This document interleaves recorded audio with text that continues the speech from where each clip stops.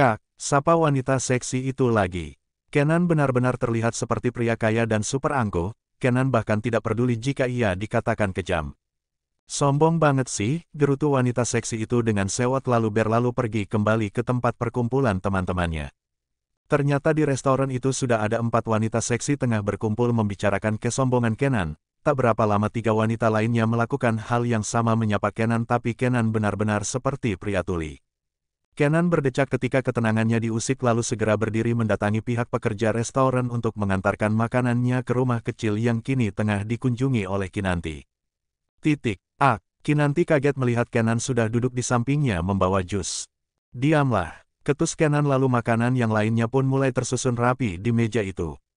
Kenapa kesini? Tapi katanya tidak mau datang ke sini. Tanya Kinanti sembari melangkah mendekati Kenan dan duduk di kursi sebelah Kenan ada pembatasnya yaitu meja dengan kursi Kenan. Mereka mengusikku, jawab Kenan. Kinanti menautkan kedua alisnya tidak mengerti lalu melihat ke arah tempat duduk Kenan tadi dengan teliti walau cukup jauh tapi jika diperhatikan lagi tentu Kinanti bisa melihat kumpulan perempuan seksi tengah menunjuk-nunjuk ke arahnya. Apa mereka menggodamu? Tanya Kinanti menebak. Kenan diam saja seketika Kinanti menyemburkan tawanya langsung ditatap tajam oleh Kenan. Kinanti membekap mulutnya seketika dengan wajah memerah. Ken, kamu tidak lihat mereka sangat seksi, kata Kinanti dengan senyum meledeknya. Diam dan makanlah, titah Kenan. Kinanti terkikik lucu, baiklah. Kinanti pun menurut dan mulai makan dengan nikmat. Ternyata masakan restoran itu memang enak, pantas saja Kenan membawanya makan jauh-jauh ke sini hanya untuk makan. Setelah makan di rumah kecil itu Kinanti terpaksa harus pulang. Kenan membayar biaya makannya bersama Kinanti menjadi tatapan 4 wanita seksi tadi karena merasa kalah dengan Kinanti. Kenan melirik Kinanti yang dijadikan bahan gosipan 4 wanita seksi itu, apa dia tidak tersinggung? Seharusnya marah padaku kan, batin Kenan. Kinanti yang mulai geram pun mendatangi para wanita seksi itu, hei. Apa maksud kata-kata kalian itu hah? Apa kalian pikir aku tidak mengerti maksud kalian tadi hah? Kenan diam saja melipat kedua tangannya memandang situasi itu. Kenan yakin kalau Kinanti bisa mengatasi masalah sekecil itu karena hidup Kinanti sejak dulu sudah bermasalah jadi masuk dalam masalah bukanlah hal aneh kecuali jika sudah diserang laki-laki maka Kenan pasti membantunya. Kenapa kamu yang baper hah? Sindir wanita seksi 1. Memangnya kamu merasa ya? Pantas sih, sahut wanita 2. Dasar aneh, nggak usah berpikir macam-macam deh, sewot wanita 3. Hei, kamu pikir kamu itu siapa? Kenapa kami harus sibuk mengurusimu hah? Apa menurutmu hanya kamu perempuan di sini? Sambar wanita 4. Kinanti tersenyum miring lalu menamparkan wanita seksi yang keempat sehingga 3 wanita lainnya terpekik syok. Itu hadiah karena ulah mulutmu yang mengataiku. Dari segi pakaian yang kita kenakan sekarang, anak SD pun tahu siapa di antara kita, kata Kinanti dengan sinisnya. Ah, sialan kau. Aku bersikap sopan tapi kau malah berani menamparku. Teriak wanita 4 memegang pipinya yang terasa panas. Cepat kita beri pelajaran satu ini, titah wanita 4 itu ke teman-temannya.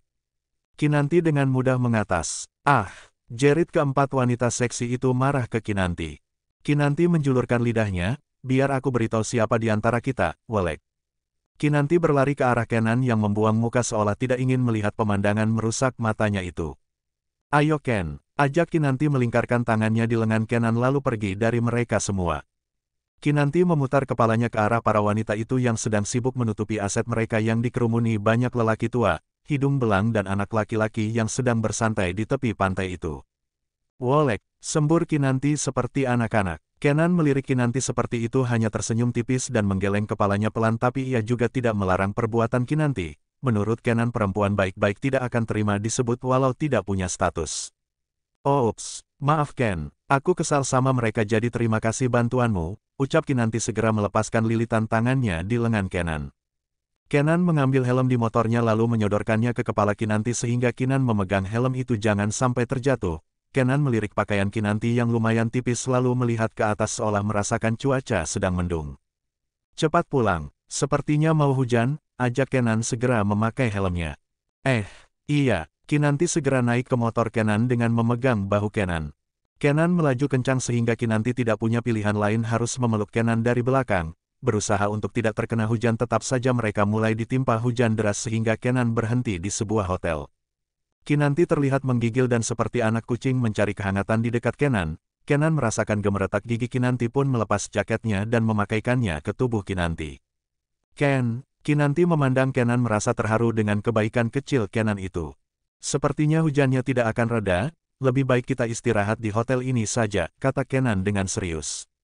Kinanti melihat sekitar, apa hotel ini bagus? Kenan mengangguk, fasilitasnya lumayan, jawab Kenan. Ketika mereka memesan kamar ternyata banyak pasangan pengantin baru dan pasangan kekasih juga memesan kamar untuk bersenang-senang. Hanya Kinan dan Kenan saja yang sedikit menjauh seolah seperti sepasang kekasih yang sedang bertengkar. Maaf tuan, kamarnya hanya tersisa satu saja, kata pekerja hotel menyayangkan. Kenan melirik Kinanti yang sudah menggigil pun mengangguk, berikan pakaian baru ukuran tubuhnya. Baik tuan, jawab pekerja hotel memberikan kunci kamar untuk Kenan lalu membawa Kinanti ke ruangan pemandian air hangat dan diberi pakaian ganti. Awalnya Kinanti tidak mau dibawa tapi Kenan mengangguk seolah mengatakan semua akan baik-baik saja. Kinanti ternyata sangat mempercayai Kenan. Kenan pergi ke pemandian pria dan berganti pakaian baju kaus biasa dari milik pihak hotel. Tempat itu khusus untuk para wisatawan kota lain yang berkunjung ke pantai itu untuk bersenang-senang. Kinanti melihat semua jenis pakaian yang diperlihatkan pekerja hotel pun menggeleng kepalanya sampai ia menemukan pakaian yang diinginkannya. Mari kami antarkan ke kamar kekasih kakak, kata salah satu pekerja hotel ke Kinanti. Kinanti sontak saja melebarkan matanya, kekasih. Apa aku terlihat seperti pacarnya? Memangnya bukan, calon, jawab Kinanti nyengir membuat pekerja hotel terkekeh karena Kinanti sangat ramah dan mau berbicara bahkan bercanda dengan mereka. Kinanti dibawa menuju kamar yang telah disewa Kenan semalam. Kinanti sesekali melihat ke dinding kaca di sampingnya yang basah terlihat sekali derasnya hujan malam ini membuat Kinanti memeluk dirinya sendiri seolah takut merasakan dinginnya saat kehujanan beberapa jam yang lalu. Silahkan kak, Kinanti mengucapkan terima kasih pada pelayan hotel yang mau mengantarkannya ke kamar Kenan lalu ia memegang kartu kamarnya bersama Kenan. Kenapa aku bisa berdebar? Apa yang salah denganku? Kami tidak melakukan apa-apa kan? Kenapa pula aku gugup? Oceh Kinanti. Sadarlah Kinanti, aku tidak menyuruhmu menghayal, rutuk Kinanti pada dirinya sendiri. Kinanti memasukkan kartu kamarnya dan berbunyi lalu Kinanti melangkah memasuki kamar itu. Jujur saja jantung Kinanti berdebar-debar kuat seperti seorang pengantin perempuan yang mendatangi suaminya. Di mana dia? Gumam Kinan memutar kepalanya ke segala arah dan melihat sosok Kenan tengah duduk di balkon memandangi rintikan deras air hujan. Kinanti pun mendekati Kenan dan duduk di samping Kenan tapi masih dengan jarak aman. Sedang apa di sini? Tanya Kinan penasaran. Kenan melirik sekilas Kinanti lalu kembali memandang rintikan air hujan. Kenapa masih diam? Apa dia demam karena menyerahkan jaketnya padaku tadi? Batin Kinanti penasaran lalu tiba-tiba ia tersadar segera memutar kepalanya ke Kenan. Ken, apa kamu sehat? Tanya Kinanti menatap intens kening Kenan. Kenan menunjuk kening Kinanti lalu mendorongnya sedikit menjauh darinya. Kinanti menepis tangan Kenan. Aku pegang ya, izin Kinan. Pegang apa? Tanya Kenan dengan sorot mata tajam. Keningmulah, jawab Kinanti dengan nada cukup tinggi menepis tangan Kenan yang berusaha menolak sentuhannya. Kinanti berhasil menyentuh kening Kenan dan ternyata baik-baik saja. Enggak panas kok, gumam Kinanti membandingkan suhu kening Kenan dengan suhu keningnya. Kenan menepis tangan Kinan, Kinanti terlonjak kaget ketika tangan Kenanlah yang kini memegang kening Kinanti. Kau yang demam, kata Kenan dengan wajah datar. Kinanti memegang kedua pipinya sendiri lalu juga memegang keningnya, masa sih? Kenan melihat ke arah rintikan hujan yang masih deras, lebih baik kau tidur saja. Aku tidak bisa membeli obat untukmu. Kinanti melihat ke arah tempat tidur, tapi tempat tidurnya cuma satu Ken. Apa kamu tega membiarkan perempuan tidur di sofa? Kenan menatap datar Kinanti, tidurlah. Kinanti tersenyum lebar lalu berlari ke arah ranjang hotel itu dan dengan nyaman Kinanti meringkuk di balik selimut tebal. Kinanti tersenyum begitu lebar di balik selimut. Pagi-pagi, Kinanti terbangun dan langsung kaget celingukan di semua tempat. Ken, panggil Kinanti seolah takut Kenan meninggalkannya. Kinanti turun dari ranjangnya dan melihat ke arah sofa tidak ada siapapun. Kinan panik memikirkan kalau ia memang benar-benar ditinggalkan. Ken, kesal Kinanti berlari menuju pintu dan membukanya. Kinanti hendak berlari malah melihat Kenan juga yang mau membuka pintu. Ken, sapa Kinan terkejut hampir saja menabrak tubuh kekar Kenan. Kenan menatap datar Kinanti yang terlihat panik, ini obatmu. Kinanti tersenyum lebar dan membuka pintu lebih lebar untuk Kenan. Kenan pun masuk ke kamar mereka dan Kinanti mengekori Kenan. "Ken, aku pikir kamu benar-benar tinggalkan aku tidak tahu tempat," kata Kinanti menggerutu. Kenan menoleh ke Kinan dan menatap sekilas saja gadis yang terlihat feminim itu. "Cepat minum obatmu lalu berangkat," titah Kenan. Kinanti mengambil obat yang Kenan belikan untuknya lalu meneguk botol minuman yang Kenan beli. Setelah meminum obat tentu mereka harus melapor ke pihak hotel dan mengembalikan kartu kamar. Di atas motor, pegangan, kata Kenan membuat Kinanti segera melingkarkan tangannya di perut Kenan. Kenan tidak mencari kesempatan tapi ia memang tidak mau direpotkan kalau Kinanti terjatuh sementara mereka telah terlambat ke tempat kerja. Kenan melaju dengan kecepatan tinggi. Kinanti tersenyum manis di balik kaca helmnya. "Mereka semua menganggapku pacarnya Ken," batin Kinanti mengingat gerak-gerik setiap pengunjung hotel tadi memandang Kinan jalan beriringan dengan Kenan. Setibanya di tempat kerja, Oji berlari mendekati Kenan. "Kenan!" teriak Oji menarik kerah baju Kenan. Kinanti melepas helmnya pun langsung memegang lengan Oji. "Apa yang kau lakukan?" "Minggir," kata Oji mendorong Kinanti yang segera ditarik oleh Kenan. Makasih Ken," ucap Kinanti yang hampir saja terjatuh karena dorongan Oji. "Bedep asteris hakau, gara-gara kau kami jadi gelandangan," teriak Oji mendekati Kenan dan menarik lengan Kenan untuk menoleh ke arahnya bukan ke arah Kinanti. Kenan melepaskan Kinanti lalu meminta Kinanti untuk berdiri di belakangnya. "Kau dengar aku tidak?" marah Oji. Kenan berbalik langsung menghadiahkan kepalan tinjunya pada Oji yang langsung tersungkur dengan sudut bibir berdarah. "Ken," bisik Kinanti membekap mulutnya bukan karena takut tapi karena ingin sekali berteriak saking sukanya dengan pemandangan itu.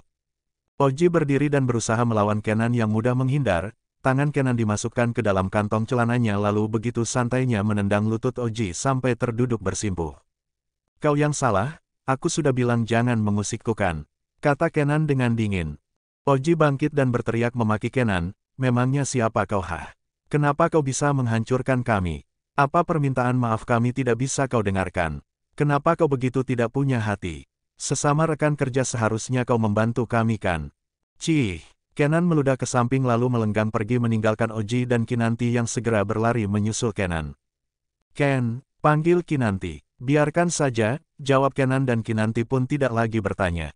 Oji berusaha mengejar Kenan tapi ketika masuk lift tidak bisa diikuti olehnya sebab menggunakan ide khusus sementara Oji sudah dipecat, gedung itu tidak punya tangga darurat. Kini Kenan dan Kinanti berada di ruangan Molen. "Kalian tidak berniat menjelaskan sesuatu?" tanya Molen seolah curiga Kinan dan Kenan punya hubungan serius. "Kami tidak punya hubungan apapun," jawab Kenan dengan tegas. Kinanti hanya diam tanpa berbicara sepatah kata pun. "Kinan," sapa Molen. Kinanti pun baru berani menatap mata Molen, "Kami hanya tetangga baik Pak." Molen mengangguk, "Jika kalian punya hubungan serius pun tidak masalah." Kenan memasang wajah dinginnya lalu menundukkan sedikit kepalanya dan pergi dari ruangan Molen. Kinanti menghela nafas panjang. "Pak, maafkan Kinanti Pak," ucap Kinanti dengan merasa bersalah. Molen tersenyum, "Tidak apa Kinanti, tapi Bapak lihat kamu tertarik pada pria dingin itu ya." "Apa ketara Pak?" tanya Kinanti memegang kedua pipinya sendiri. Molen mengangguk, Kinanti langsung memerah malu dan izin pergi dari ruangan Molen. Molen menggeleng kepalanya pelan lalu kembali melihat berita di komputernya. Kehancuran keluarga ternama itu tidak bisa dicegah atau ditutupi oleh kebaikan apapun yang dilakukan keluarga Oji dan kawanannya. Keluarga 6 sekawan itu benar-benar sudah hancur hanya karena postingan akun hacker Mawar Putih yang sejak dulu sudah dipercayai sebagai hacker mematikan karena jika sudah memposting artikel maka targetnya akan hancur tanpa bisa diperbaiki lagi.